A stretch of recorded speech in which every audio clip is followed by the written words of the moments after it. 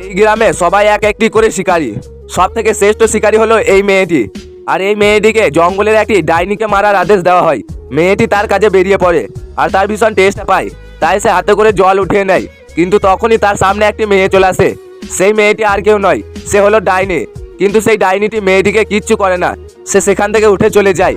আর মেয়েটি ডাইনির পিছন পিছন যেতে থাকে। তখনই সে দেখে যে ডাইনিটি একটা মরা শুয়োরের কাছে বসে আছে আর শুয়োরটিকে হাত দিয়ে এখান থেকে উধাও করে দিচ্ছে। আর এই মেয়েটি পুরো অবাক হয়ে যায় এটি দেখে। তারপরে ডাইনিটি সেখানে একটি ফুল গাছ লাগিয়ে দেয় আর তারপরে ডাইনিটি এখান থেকে যেতে থাকে। তারপরে হঠাৎ করে এই মেয়েটির সামনে একটি বড় হরিণ চলে আসে, কিন্তু সেই হরিণটিকে এই মেয়েটি মারে না। তার কাছে থাকা এই চাকুটি সে ছুঁড়ে ফেলে দেয়। আর এটি দূর থেকে সেই ডাইনিটি দেখছিল।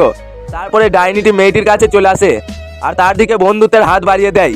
সেই থেকে এই মেয়েটি আর ডাইনিটি ভালো বন্ধু হয়ে যায়। কিন্তু তারা একদিন দেখে যে কয়েকটি শিকারী হরিণের মাংস খাচ্ছে। তখনই ডাইনিটি এসে শিকারীর মুখে হরিণের মাংস লাগিয়ে দেয়, যার ফলে সে হরিণে পরিণত হয়ে যায়।